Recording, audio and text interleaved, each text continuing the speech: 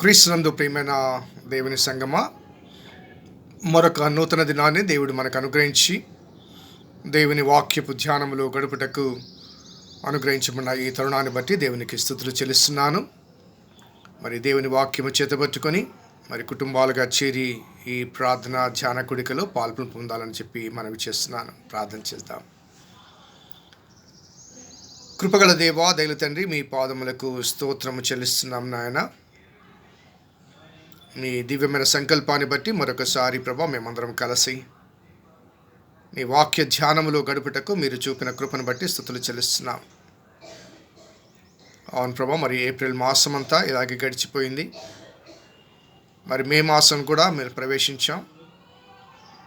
మరి ఈ పరిస్థితి ఎంత కాలం ఉంటుందో మాకు తెలీదు, కానీ కుటుంబాలుగా ఆరాధించే అవకాశాన్ని మీరు మాకు అనుగ్రహించారు. ప్రభా, స్తుతులు చెల్లిస్తూ నీ దివ్యమైన సన్నిధి మా మధ్య ఉంచమని, నీ కృపను కృమరింపచేయమని మా రక్షకుడిని యేసు నామమున అడిగి వేడుకొంచున్నాం తండ్రి, ఆమెన్. మన ఎక్లేషియా దర్శనం పాటల పుస్తకం నుంచి 11వ పాట, ఆకాశ మహాకాశములు నిన్ను పట్టజాలవు మా ప్రభువా అని కీర్తన పాడుకుందాం. 11వ పాట. ఆకాశ మహాకాశములు నిన్ను పట్టజాలవు మా ప్రభువా, ఆకాశ మహాకాశములు నిన్ను పట్టజాలవు మా ప్రభువా, అత్యున్నత సింహాసనాసీనుడా, అత్యంత ప్రేమా తేజోమయుడా, అత్యున్నత సింహాసనాసీనుడా, అత్యంత ప్రేమా తేజోమయుడా, ప్రణుతింతుము నిన్ను సదాకాలము, నీ మహిమను మాపై కురిపించు. ప్రణుతింతుము నిన్ను సదాకాలము, నీ మహిమను మాపై కురిపించు. ఆకాశ మహాకాశములు నిన్ను పట్టజాలవు మా ప్రభువా, నీ పేరు పెట్టబడిన ప్రజలు తమ్ము తాము తగ్గించుకొని, నీ పేరు పెట్టబడిన ప్రజలు తమ్ము తాము తగ్గించుకొని, నీ మందిరం వైపు తిరిగినచో మన్నించి మము కాయు మహిమోన్నతుడా, నీ మందిరం వైపు తిరిగినచో మన్నించు మము కాయు మహిమోన్నతుడా, ఆకాశ మహాకాశములు నిన్ను పట్టజాలవు మా ప్రభువా, దప్పిక గొనిన వారలార జీవజలము పొందుమని, దప్పిక గొనిన వారలార జీవజలము పొందుమని, రండిని ఉచితమని కరుణతో పిలచిన కరుణామయుడా, రండి ఉచితమని కరుణతో పిలిచిన కరుణామయుడా, ఆకాశ మహాకాశములు నిన్ను పట్టజాలవు మా ప్రభువా,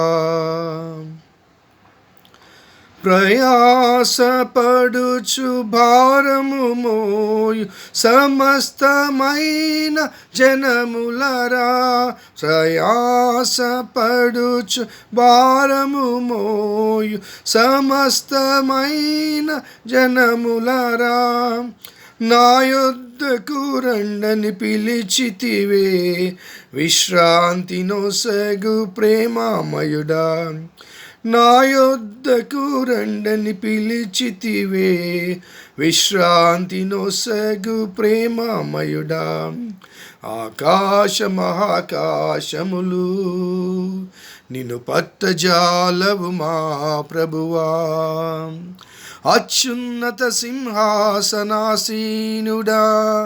అత్యంత ప్రేమ తేజోమయుడా, అత్యున్నత సింహాసనాసీనుడా,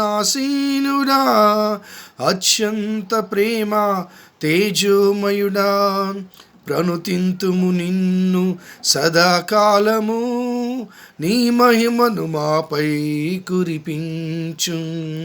ప్రణుతింతుము నిన్ను సదాకాలము, నీ మహిమను మాపై కురిపించు. ప్రణుతింతుము నిన్ను సదాకాలము, నీ మహిమను మాపై కురిపించు. దేవుని వాక్యం చదువుకుందాం. యోహాను సువార్త 15వ అధ్యాయం.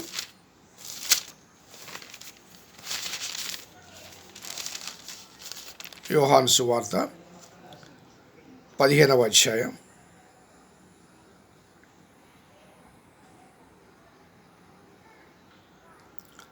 6 నుంచి నేను చదువుతాను. ఎవడైనను నా యందు నిలిచి ఉండని ఎడల వాడు తీగవలే బయట పారవేయబడి ఎండిపోవును. మనుషులు అట్టి వాటిని పోగు చేసి అగ్నిలో పారవేతురు, అవి కాలిపోవును. నా యందు మీరును మీ యందు నా మాటలను నిలిచి ఉండిన ఎడల మీకేది ఇష్టమో అడుగుడి, అది మీకు అనుగ్రహించబడును. మీరు బహుగా ఫలించుట వలన నా తండ్రి మహిమపరచబడును. ఇందువలన మీరు నా శిష్యులు అగుదురు. క్రీస్తునందు ప్రియమైన దేవుని సంగమా, ఈ యోహాను సువార్త 15వ అధ్యాయం ఆధారంగా గత 2 దినాలు మరి దేవుని వాక్యాన్ని ధ్యానం చేశాం. మరి పాత నిబంధన పరంపర మధ్య ఇశ్రాయేలు జనాంగము దేవునికి ఇష్టమైన ద్రాక్షావల్లిగా ఉండగా, దేవుడు తన దయా సంకల్పాన్ని బట్టి తన కుమారుని మరి నిజమైన ద్రాక్షవల్లిగా మన మధ్యకు పంపించాడు. మరి ఆ ద్రాక్షవల్లి అయిన ఆ క్రీస్తు యేసు వారు ఇచ్చిన ఆహ్వానం ఏంటంటే, నా యందు నిలిచి ఉండుడి, నేను మీ యందును నిలిచి ఉంటాను. అలాగే మరి నిన్నటి దినం మనం ధ్యానం చేసాం, నా ప్రేమ యందు నిలిచి ఉండండి, అబాయిడ్ ఇన్ మై లవ్ అనే ఆ మాటను మనము ధ్యానం చేసాం. మరి ఈనాడు మరి 7వ వచనం కాదు కానీ 8వ వచనం మరొకసారి నేను చదువుతాను, గమనించండి. మీరు బహుగా ఫలించుట వలన నా తండ్రి మహిమపరచబడును. ఇందువలన మీరు నా శిష్యులు అగుదురు. నాకు వేరుగా ఉండి మీరు ఏమి చేయలేదని చెబుతూ, నాయందు మీరు నిలిచి ఉండండి, నేను మీ యందు నిలిచి ఉంటాను అని చెబుతూ, నాయందు నిలిచి ఉంటే బహుగా ఫలిస్తారని, మరి మీరు బహుగా ఫలించడం ద్వారా నా తండ్రి మహిమపరచబడును. ఇందువలన మీరు నాకు శిష్యులు అవుతారు. నాయందు నిలిచి ఉండండి, బహుగా ఫలించండి. బహుగా ఫలించడం ద్వారా తండ్రికి మహిమ కలుగుతుంది. తద్వారా మీరు నాకు శిష్యులు అవుతారు. మరలా చెప్తాను, నా యందు నిలిచి ఉండండి, తద్వారా బహుగా ఫలిస్తారు. బహుగా ఫలించడం ద్వారా తండ్రి మహిమపరచబడతాడు. తద్వారా మీరు నాకు శిష్యులు అవుతారు. అనగా శిష్యరికము అనేది ఏ గురువునైతే మనం వెంబడిస్తున్నామో ఆ గురువు యొక్క ఆజ్ఞలను, సూచనలను, ఆలోచనలు అనుసరించి ఆ గురువు ప్రబోధాలకు అనుగుణంగా కొనసాగేవాడు ఆ గురువు శిష్యుడు. అనగా యేసు ప్రభు వారి శిష్యులము అని భావించబడాలంటే మనము ఫలించాలి. ఆ ఫలింపు ఎలా కలుగుతుందంటే ఆయనందు నిలిచి ఉండడం ద్వారా. తద్వారా ఏ తండ్రి అయితే కుమారుని మన మధ్యకి పంపించాడో ఆ తండ్రికి మహిమ కలుగుతుంది. తద్వారా ఆ తండ్రి చేత మీరు నాకు శిష్యులని పిలువబడతారు. So discipleship invites following Jesus, at the same time indwelling in Jesus. శిష్యరికము అంటే క్రీస్తును వెంబడించడం, క్రీస్తులో ఫలించడం, క్రీస్తును అనుసరించడం, తద్వారా ఆ తండ్రికి మహిమ కలిగే ఆ అనుభవాన్ని మనము జ్ఞాపకం చేసుకోవచ్చు. సో ఈ శిష్యరికం అనే ఈ అంశాన్ని ఇక్కడ తెలియచేస్తూ, శిష్యుడు అనేవాడు గురువులో నివసించాలి, నిలిచి ఉండాలి. గురువును అనుసరించాలి, గురువు ఉపదేశాన్ని పాటించాలి, గురువు కొరకు ఫలించాలి. అనగా గురువు ఏ ప్రబోధాన్ని బోధించాడో ఆ ప్రబోధాన్ని అనుసరించి తమ జీవితాన్ని కొనసాగింపచేస్తూ ఆ ప్రబోధాన్ని అనేక మందికి వివరించినప్పుడు వారు మరి ఆ తండ్రికి మహిమ కలిగే రీతిగా అనేక మందిని ప్రభు కొరకు ఆకర్షిస్తారు. సో శిష్యుడు అనేవాడు మరి ఆ గురువును అనుసరించేవాడు అన్న వాస్తవాన్ని జ్ఞాపకం చేస్తున్నాను. మరలా చెప్తున్నాను, నా యందు నిలిచి ఉండండి, బహుగా ఫలిస్తారు, తండ్రికి మహిమ కలుగుతుంది, తద్వారా మీరు నాకు శిష్యులవుతారు. సో ఈ వాక్యాన్ని ఆధారంగా అపోస్తుల కార్యం గ్రంథము 11వ అధ్యాయంలో శిష్యులు అనేవారు ఎవరో మనకందరికి తెలిసిన వాక్య భాగం ఇది. 11వ అధ్యాయం 26వ వచనం గమనిస్తే, వారు కలిసి 1 సంవత్సరమంతయు సంఘంలో ఉండి బహుజనులకు వాక్యం బోధించిరి. మొట్టమొదట అంతియొకలో శిష్యులు క్రైస్తవులు అనబడిరి. సో ఈ పరంపరలో నేను ఒక విషయాన్ని జ్ఞాపకం చేస్తాను. ద్రాక్షవల్లి యేసు, ఆయనలో నిలిచి ఉండాలి, నిలిచి వస్తే ఫలిస్తాము, ఫలింపు ద్వారా తండ్రికి మహిమ కలుగుతుంది, తద్వారా మీరు శిష్యులు అవుతారు. మరి ఆ శిష్యులకు ఇవ్వబడిన నామకరణం ఏంటంటే, అంత్యోక్య సంఘములో అపోస్తల కార్యం 11వ అధ్యాయం 26వ వచనంలో మొట్టమొదట అంత్యోకలోని శిష్యులు క్రైస్తవులు అనబడిరి. ఈ మాటను బట్టి మనం గమనిస్తే అంత్యోకలో ఉన్న విశ్వాసులు మొదట ఏం చేశారంటే క్రీస్తులో నిలిచి ఉన్నారు, క్రీస్తు కొరకు ఫలించారు, క్రీస్తు కొరకు ఫలించడం ద్వారా దేవునికి మహిమ కలిగింది, తద్వారా దేవుని శిష్యులయ్యారు, తద్వారా వారికి ఒక టైటిల్, ఒక పేరు ఇవ్వబడింది, క్రైస్తవులు అని. క్రైస్తవులు అనగా క్రిస్టియన్స్ అనగా క్రైస్ట్ ఇన్, ఎవరిలో క్రీస్తు ఉంటాడో వారు క్రైస్తవులు. ఎవరిలో క్రీస్తు ఉంటారో వారు క్రీస్తులో నిలిచి ఉంటారు. ఎవరిలో క్రీస్తు ఉంటాడో వారు క్రీస్తు కొరకు ఫలిస్తారు. ఎవరిలో క్రీస్తు ఉంటాడో వారు దేవుని మహిమపరుస్తారు. ఎవరిలో క్రీస్తు ఉంటారో వారు దేవునికి శిష్యులు అవుతారు. సో ఏ క్రిస్టియన్ అంటే ఏ ఫాలోవర్ ఆఫ్ క్రైస్ట్, క్రీస్తును అనుసరించేవాడు, క్రీస్తు శిష్యుడు, క్రైస్తవుడు. మనమందరం క్రైస్తవులుగా నామకరణం చేయబడ్డాం, క్రైస్తవులుగా జీవిస్తున్నాం. కానీ ఆ క్రైస్తవుడు అనే ఆ నామకరణానికి తగిన లక్షణాలు మనలో ఉన్నాయా లేవా, మరి ఆ క్రీస్తు కొరకు ఆ ఫలాలు మనం ఫలిస్తున్నామా లేదా, ఈ అంత్యోక్య సంఘ ఆదర్శంగా కొన్ని మాటలు నేను మీకు జ్ఞాపకం చేస్తాను. ఇక్కడ రాయబడ్డ మాట చూస్తే 26వ వచనంలో, వారు కలిసి 1 సంవత్సరమంతయు సంఘములో ఉండి బహుజనులకు వాక్యము బోధించిరి. సో క్రైస్తవుడు లేకపోతే శిష్యుడు, శిష్యు యొక్క ఫలింపు ఎలా కనబడుతుందంటే, మొదటిగా బహుజనులకు వాక్యమును బోధించిరి. సో క్రీస్తు కోరిన ఫలాల్లో మొదటిదంటే వాక్యమును బోధించిరి. వాక్యమును బోధించిరి అనగా వారి జీవిత అనుభవాల్లో దేవుడు ఏమి చేశారో ఆ సాక్ష్యాన్ని వినిపించారు. బైబిల్ గ్రంథంలో క్రొత్త నిబంధనలో అనేక అద్భుతాలు రాయబడ్డాయి. కుంటివాడిని బాగు చేశాడు, గుడ్డివాడిని బాగు చేశారు, కుంటివాడిని బాగు చేశారు, కుష్ఠరోగులను బాగు చేశాడు, చనిపోయిన లాజరును లేపాడు. ఇవన్నీ కూడా 2000 సంవత్సరాల క్రితం జరిగిన ఆ వాస్తవాలు. కానీ 2000 సంవత్సరాల క్రితం జరిగిన వాస్తవాలు నేటి సమాజానికి, నేటి కాంటెంపరీ జనాంగానికి అన్వయించబడాలంటే ఆనాడు జరిగిన ఆ అద్భుతాలు ఈనాడు కూడా నీలో నాలో జరిగినప్పుడు, ఆ అద్భుతాలు సాక్ష్యాలుగా వినిపించబడ్డప్పుడు ఆ సాక్ష్యాల యొక్క ఇంపాక్ట్ క్రైస్తవేతర సమాజం మీద అధికంగా ఉంటుంది. నేను ఒక విషయం చెప్తాను. ఒకవేళ ఎవరైనా నా దగ్గరికి వచ్చి, పాస్టర్ గారు ఒక 100 సంవత్సరాల క్రితం లేకపోతే ఒక 200 సంవత్సరాల క్రితం మీ పితరులు భారతదేశాన్ని పరిపాలించారు అని చెబితే, it makes no difference to me. ఎందుకంటే అది గతించిన అనుభవం కాబట్టి అంత ఇంపాక్ట్ మన మీద అనిపించదు. కానీ బాధపడతాం, మరి అంత ఆ స్థితిలో ఉన్న మేము ఈనాడు ఇలా ఎందుకయ్యామని. అలా కాకుండా నా జీవితంలో నా దగ్గరికి వచ్చి ఎవరైనా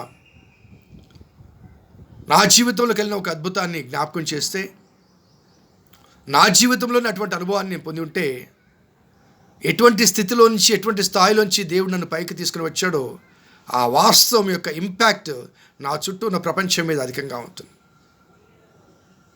ఇంకా వివరంగా చెప్పాల్సి వస్తే, మా తాతకో మా తండ్రికో మా ముత్తాతకో క్యాన్సర్ వచ్చింది, బాగైంది అని నేను ఒక సాక్ష్యం చెబితే నా చుట్టూ ఉండే సమాజాన్ని మీద అంత ప్రభావం చూపించదు. కానీ నా జీవితంలో నాలో క్యాన్సర్ ఉంది, దేవుడు నన్ను బాగు చేశాడని నేను డైరెక్ట్గా ఒక ఐ విట్నెస్ లాగా, ఒక సజీవ సాక్షిగా నిలబడి, ఇగో నేను నా జీవితంలో ఒక అద్భుతం కలిగింది అని సాక్ష్యం చెప్తే దాని యొక్క ఇంపాక్ట్, దాని యొక్క రెస్పాన్స్ అధికంగా ఉంటుంది. ఈ మాటలు ఎందుకు చెప్తున్నానంటే, క్రీస్తును కలిగి ఉన్నాను, కలిగి ఉంటే క్రైస్తవుణ్ణి.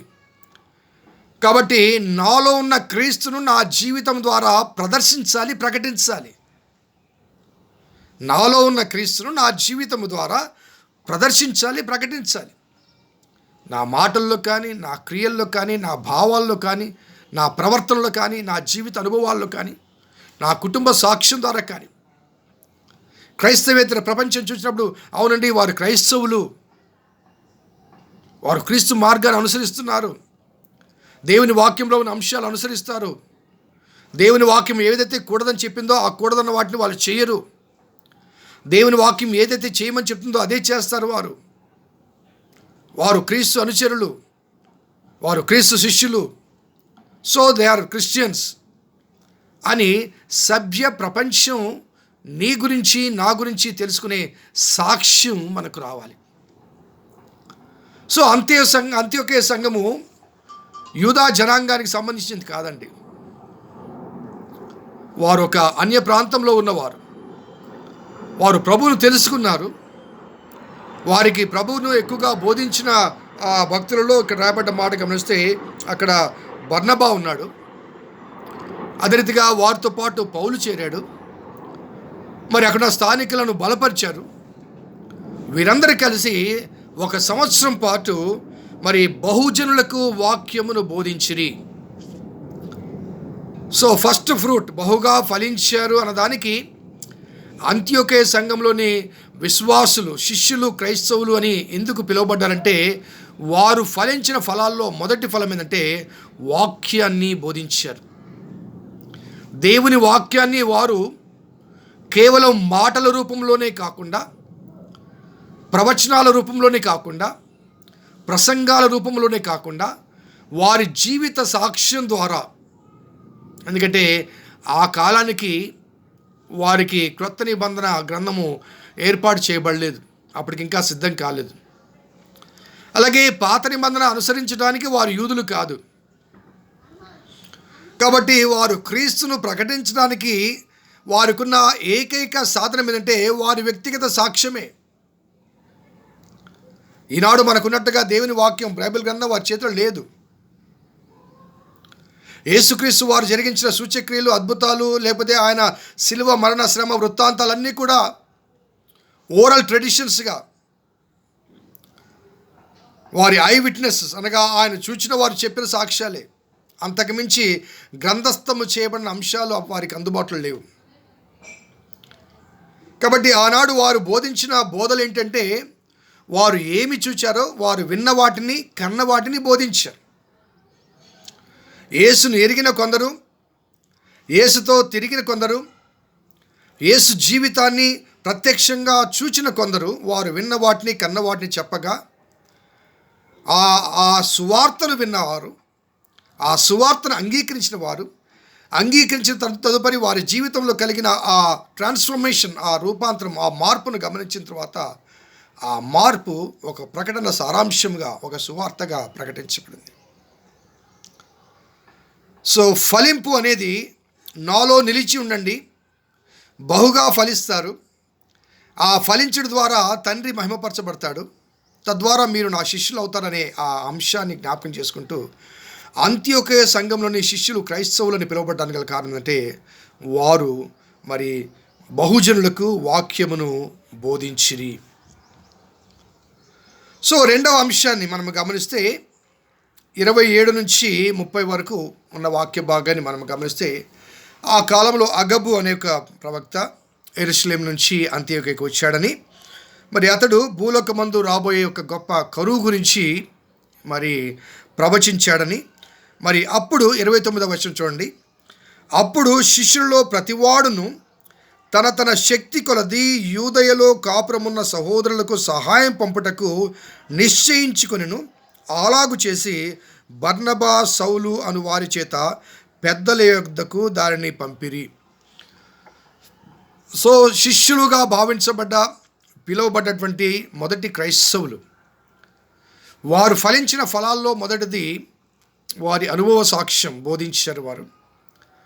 రెండవది, కరువు సంభవించినప్పుడు అంత్యోకయ సంఘము తమ మట్టుకు తాము క్షేమంగా ఉన్నాము, ఆశీర్వాదకరంగా ఉన్నాము అని భావించలేదు. కానీ యెరూషలేములో ఉన్న కాపురస్తులకు, ప్రత్యేకించి యూదయలో ఉన్న వారికి అనగా ఆదిమ సంఘానికి సహాయం చేయాలని నిశ్చయించారు. అక్కడ రాయబడ్డ మాట గమనిస్తే, అగబు అనే ప్రవక్త భూలోకమంతా కరువు వస్తుందని చెప్పాడు. అనగా కేవలం యెరూషలేములోనే, కేవలం యూదయలోనే కాదు, భూలోకమంతా కరువు. ఆ కరువు పరిస్థితుల్లో భూలోకమంతా అన్నప్పుడు యూదయలో కరువు ఉంది, అంత్యోకయలో కూడా కరువు ఉంది. అయినప్పటికీ ఆ కరువు కాలంలో, ఆ శ్రమల్లో, ఆ ఇబ్బందికరమైన స్థితిగతుల మధ్య వారు ఇతరుల్లో లేమిని తీర్చడానికి తమకున్న కొద్దిపాటి కలిమిని వ్యయపరిచారు.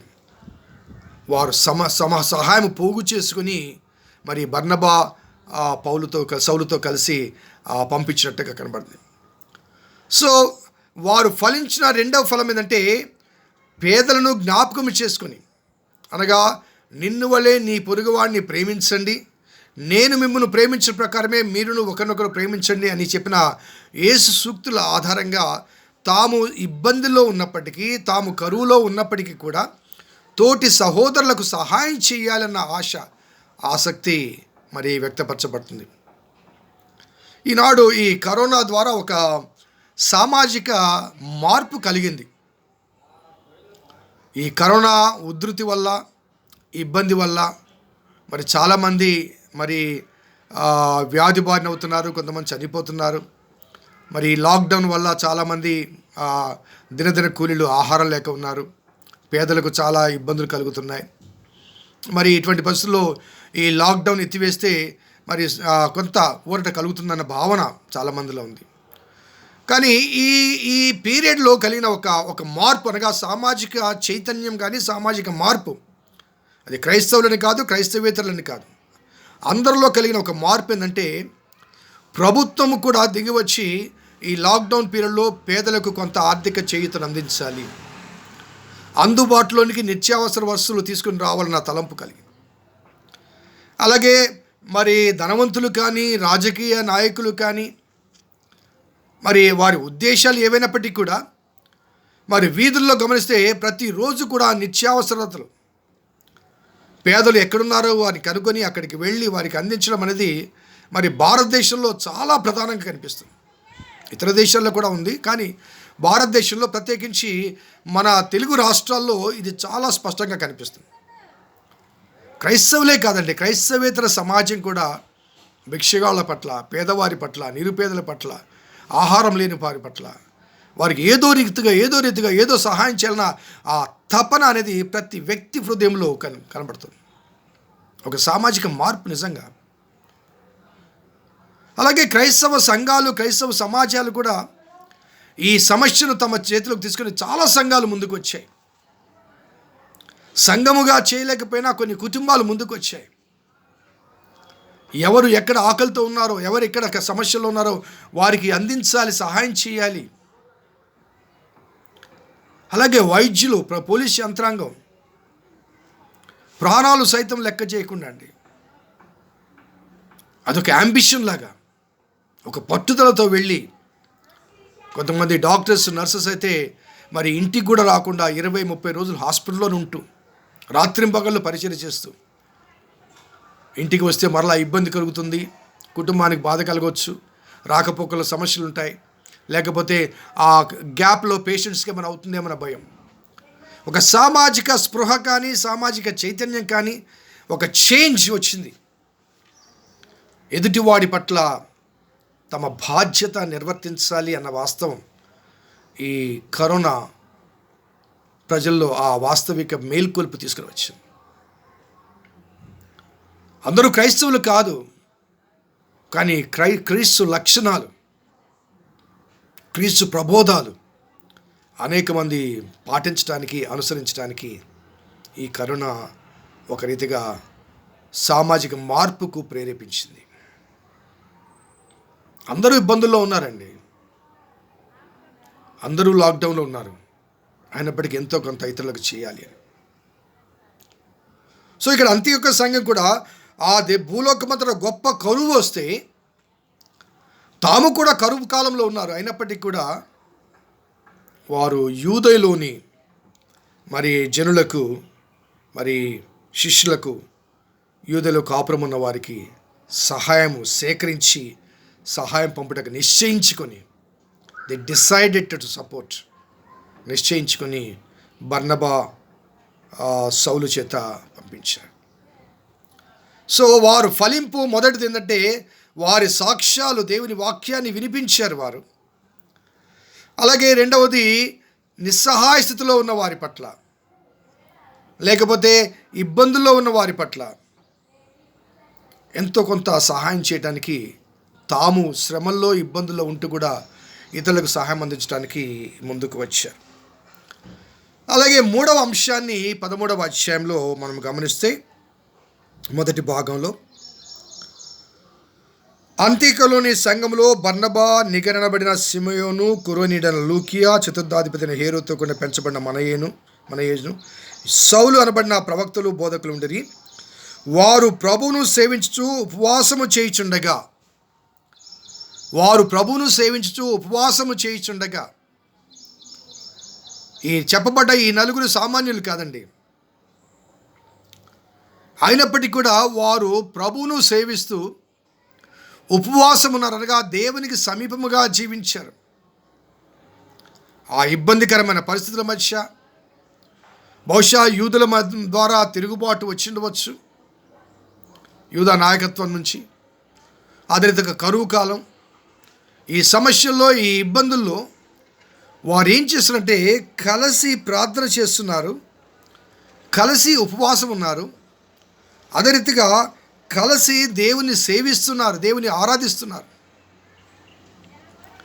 అనగా ఆ సమిష్టి ఆరాధన, సమిష్టి ప్రార్థన, అదే రీతిగా సమిష్టి ఉపవాసం అంటే దేవునికి సమీపముగా ఉండడం.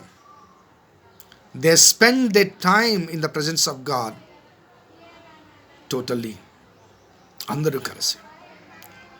సో దేవుడు కోరిన ఫలాలు ఆ బహుగా ఫలించడం అంటే దేవుని వాక్యాన్ని, అనగా తమ సాక్ష్యాలే వాక్యముగా సువార్తగా అందించడం, పేదలను జ్ఞాపకం చేసుకోవడం, అలాగే అనునిత్యము కలిసి దేవుని ఆరాధించడం.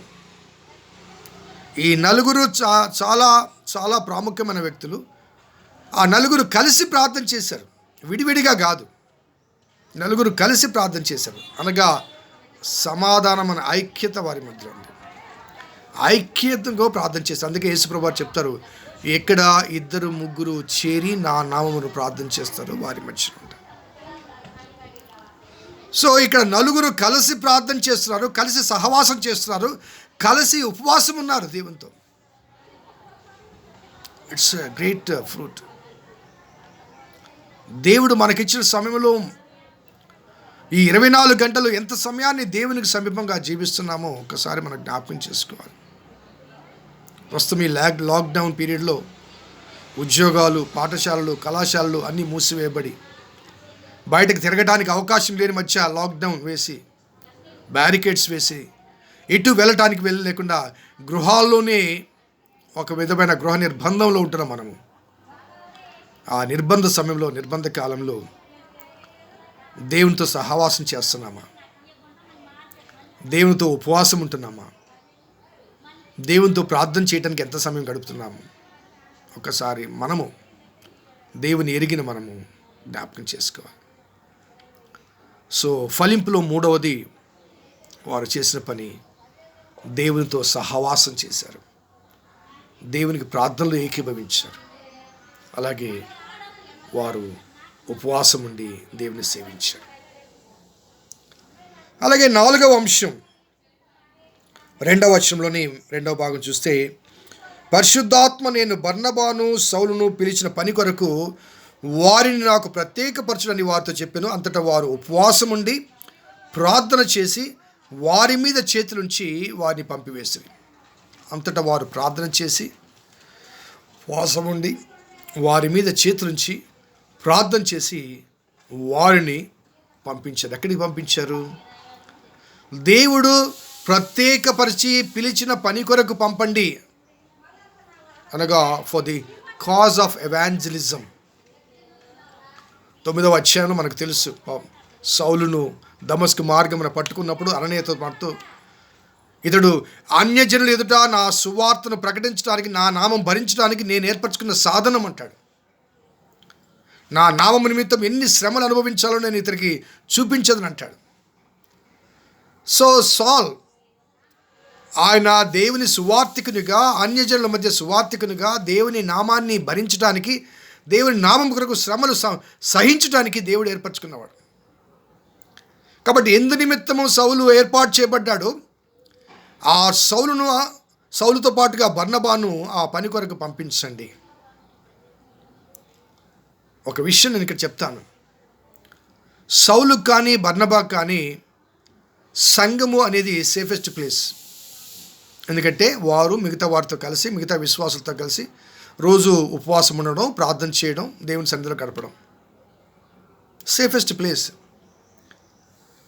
కానీ దేవుడు అందుకొరకు పిలవలేదు. సో దేవుడు ఎందుకొరకు పిలిచాడంటే అన్యజనుల మధ్య సువార్తికునిగా పిలిచాడు. ఒక పడవ ఉందండి సముద్రంలో. ఆ పడవకు సేఫెస్ట్ ప్లేస్ ఏంటి చెప్పండి? సముద్రపు ఒడ్డున అది